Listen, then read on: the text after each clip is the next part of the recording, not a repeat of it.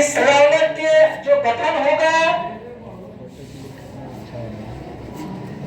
उसके अध्यक्ष होंगे, कौन होगा? अध्यक्षता कौन, किसकी अध्यक्षता में गठित होगा? सिडनी रौनक। सिडनी एकदम साफ हो जाओ जी, काहे मार खा रहे? सिडनी रौनक, सिडनी रौनक की अध्यक्षता में क्या हुआ? अभी कुल समस्याएं हल कर देंगे तुम्हारी सबकी। सिडनी रौनक की अध्यक्षता में गठन हुआ किसका? रौनक एक्ट का 1919 में, और ये हुआ 18 मार्च, जो गठन हुआ 18 मार्च 1919 को गठन हुआ। 18 मार्च सिडनी रौनक की अध्यक्षता में 18 मार्च 1919 में गठन हुआ। देखो क्या होता था कि ये गठन हुआ इसलिए कि जाइए आप पहचान करिए कि भारत में कितना आतंक फैल गया है, कितने जो संगठन सक्रिय हो गई है, ये पता लगाने के लिए हुआ। हमारे लिए नहीं, मतलब उनके लिए नहीं किया गया। वो अपने प्रशासन में कितना विद्रोह होने वाला है, भारतीय लोग कितनी संगठन गठित हो गई है, कितना आतंक फैल गया है, इसकी जांच करने के लिए कमेटी कौन? रौनक एक्ट गठन। अध्यक्षता में, सिडनी रौनक की अध्यक्षता में एक कमेटी गठित हुआ। अब यह पता लगाने के लिए कि कितने आतंकवादी संगठन, कितने ब्रिटिश सत्ता के विरोधी, कितने गठित हो गए भारत में, यह पता लगाने के लिए यहाँ पे सिडनी रौनक आया। कौन आया? और ये भी कह दिया गया कि अगर कोई संदेह, आपको लग रहा है कि कोई संदेह के आधार पर गिरफ्तार होना है, किसी की गिरफ्तारी अगर संदेह के आधार पर होना है कि अगर ये ब्रिटिश सत्ता के प्रति अगर लग रहा है कि आंदोलन करने के लिए तैयार होगा, तो उसके बिना बताए ही गिरफ्तार के, संदेह के आधार पर, ये कैसी कानून थी? संदेह के आधार पर क्यों गिरफ्तारी होती थी? किसके?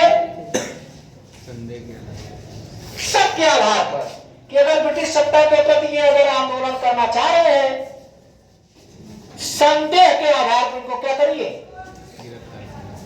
के आधार पर क्या करिए? गिरफ्तार कर लीजिए। क्या कर लीजिए?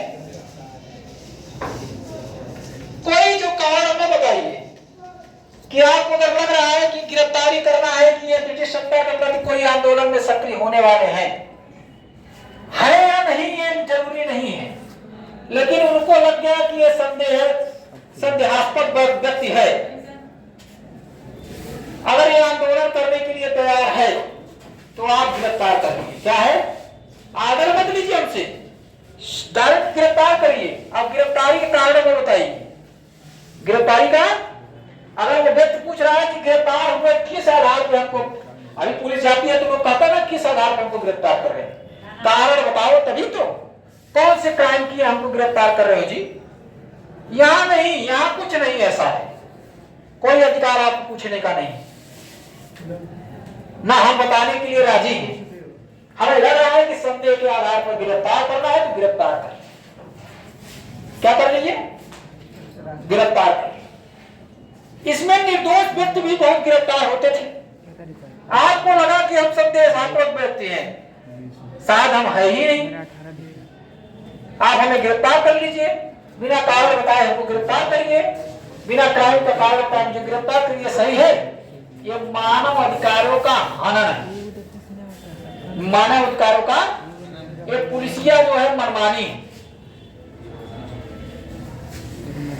आपको लगा मैं गलत हूं, और वास्तविक रूप से मैं गलत नहीं हूं, जो गलत है उसको नहीं गिरफ्तार कर रहे हैं, लेकिन आपको लगा मैं गलत हूं, इसलिए जो है पुलिस शासन है, आप हमें निरंकुश शासन है, आप मुझे गिरफ्तार, तो निरंकुश शासन हो गया जी।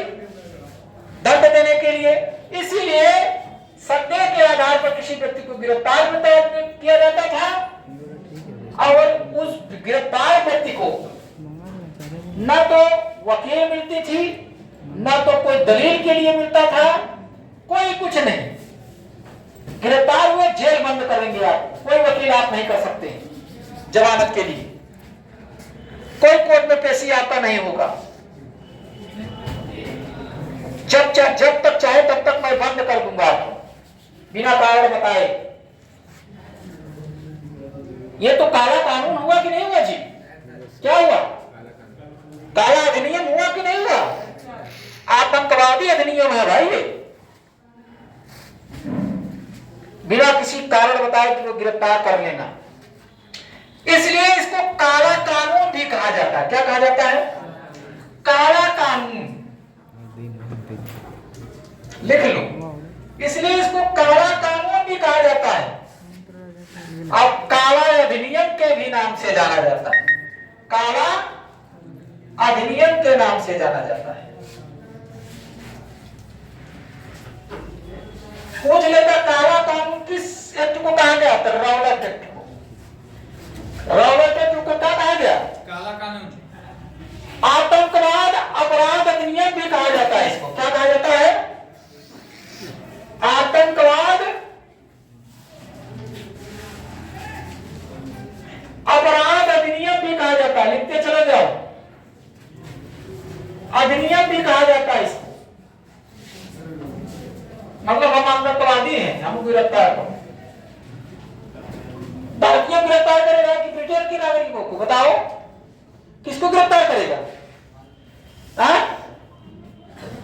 और इसीलिए इसको जो है बिना वकील, कोई वकील नहीं होगा, कोई सुनवाई आपका कोर्ट में नहीं होगा। मैं आपको दंड दूंगा, मैं आपको जो है क्या करूंगा? गिरफ्तार करूं बिना कारण बताए। इसलिए यहां इसको कहा जाता है बिना वकील। इसलिए इसको कहा जाता है बिना वकील, बिना दलील,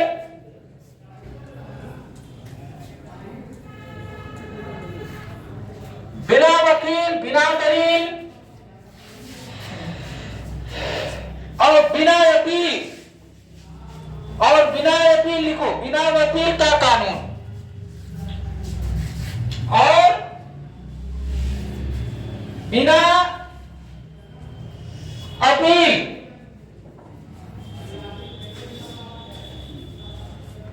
ये पूछता है जी, इसीलिए रॉबर्ट एक्ट में को बिना वकील कोई नहीं कर सकते आप, कोई दलील कोर्ट में नहीं होगा आपका, और बिना कोई अपील नहीं होगा आपको। गिरफ्तार है क्योंकि आप आतंक में जुड़े हुए ब्रिटिश सत्ता के प्रति क्या कर रहे हैं? विद्रोह कर रहे हैं, एक जन आंदोलन तैयार कर रहे हैं, एक आतंक फैलाने का प्रयास कर रहे हैं।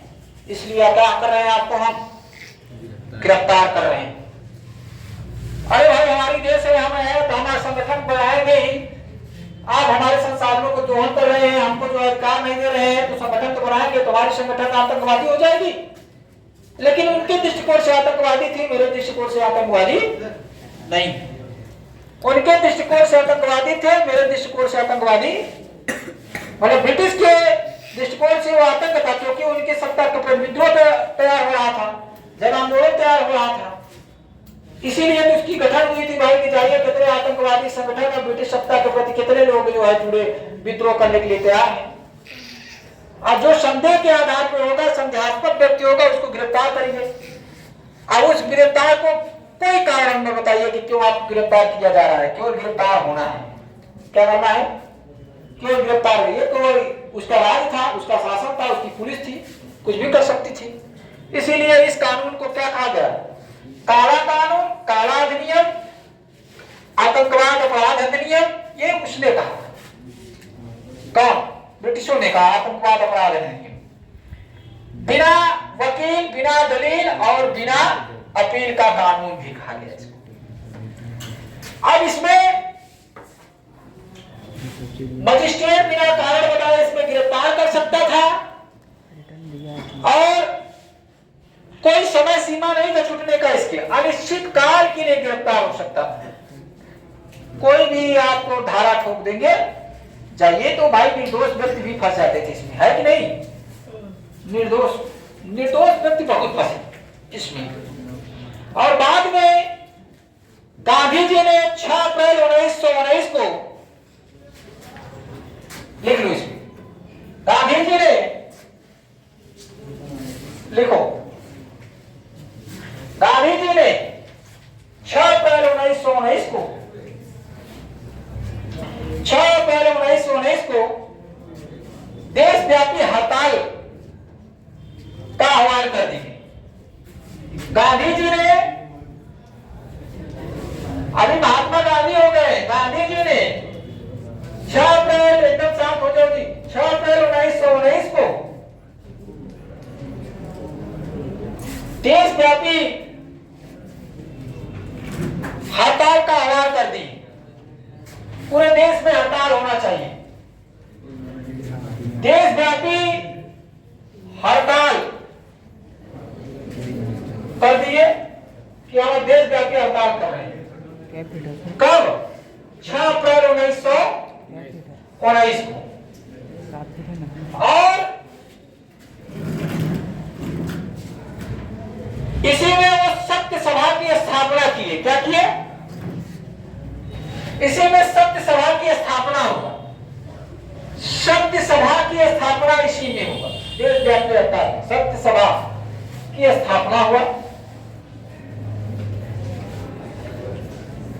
देखिए, सत्य सभा की स्थापना हुआ। बंबई, अहमदाबाद और अन्य देश के भागों में इनका, इस कानून का विरोध हुआ। बंबई, अहमदाबाद, अन्य देश प्लस अन्य क्षेत्रों में इस कानून का विरोध हुआ। इस कानून का विरोध हुआ। इस कानून का विरोध हुआ और इसी कानून के विरोध में पंजाब में भी हुआ। इसी कानून का विरोध कहां हुआ? पंजाब में भी हुआ। पंजाब में गांधी जी को बुलाया गया। पंजाब में गांधी जी को क्या हुआ? बुलाया गया। क्या हुआ? बुलाया गया। स्वामी श्रद्धानंद, स्वामी श्रद्धानंद, स्वामी श्रद्धानंद और डॉक्टर सत्यपाल,